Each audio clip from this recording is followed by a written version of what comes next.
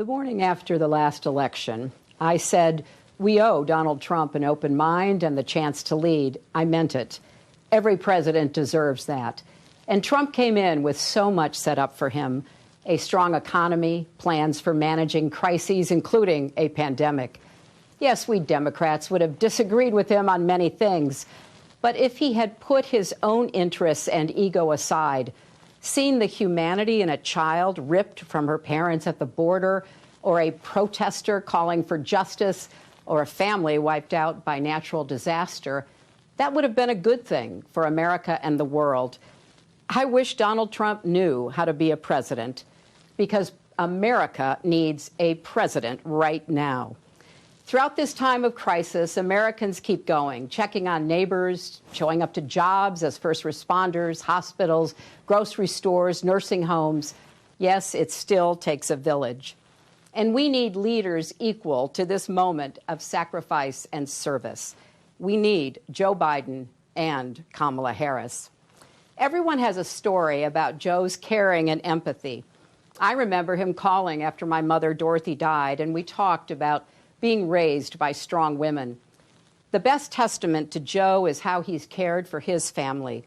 And how great is it that Dr. Jill Biden plans to keep teaching as First Lady. And Joe picked the right partner in Kamala.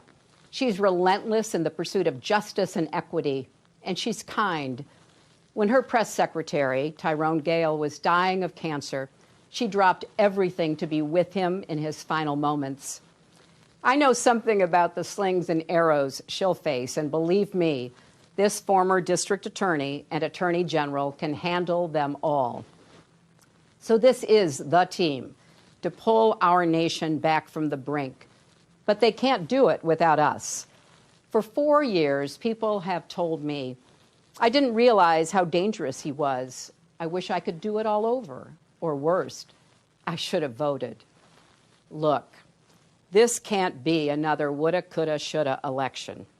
If you vote by mail, request your ballot now and send it back right away. If you vote in person, do it early. Become a poll worker. Most of all, no matter what, vote. As Michelle Obama and Bernie Sanders warned us, if Trump is reelected, things will get even worse. That's why we need unity now more than ever. Remember back in 2016 when Trump asked, what do you have to lose? Well, now we know. Our health care, our jobs, our loved ones, our leadership in the world, and even our post office. But let's set our sights higher than getting one man out of the White House. Joe Biden and Kamala Harris are going to give us so much to vote for. Let's vote for the jobs that Joe's plan will create. Clean energy jobs to fight climate change, caregiving jobs with living wages. Vote for emergency relief that lifts small businesses and saves hardworking people from foreclosures and evictions. It's wrong that billionaires got $400 billion richer during the pandemic while millions lost their $600 a week in extra unemployment. Vote for the parents and teachers struggling to balance children's education and safety, and for healthcare workers fighting COVID-19 with little help from the White House. Vote for paid family leave and health care for everyone, for Social Security, Medicare, and Planned Parenthood. Vote for dreamers and their families. Vote for law enforcement purged of racial bias that keeps all our streets safe. Vote for justice for George Floyd, Breonna Taylor, and Ahmaud Arbery, because Black lives matter. Vote for honest elections so we, not a foreign adversary, choose our president. Vote for the diverse, hopeful America we saw in last night's roll call. And don't forget, Joe and Kamala can win by 3 million votes and still lose. Take it from me.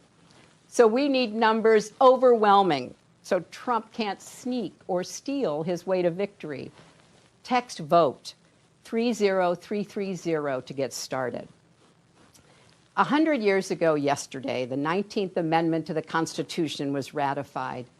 It took 7 decades of suffragists marching, picketing, and going to jail to push us closer to a more perfect union. 55 years ago, John Lewis marched and bled in Selma because that work was unfinished.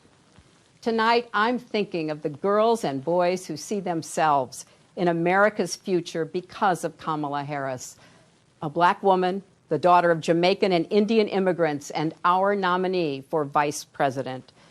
This is our country's story, breaking down barriers and expanding the circle of possibility. And to the young people watching, don't give up on America. Despite our flaws and problems, we've come so far.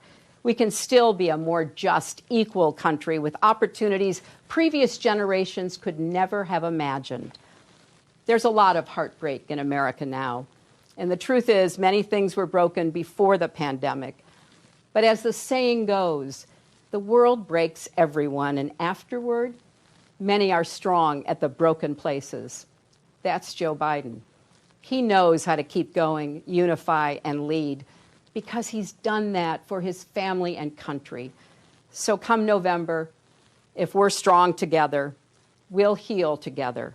We'll redeem the soul and the promise of our country, led by President Joe Biden and Vice President Kamala Harris.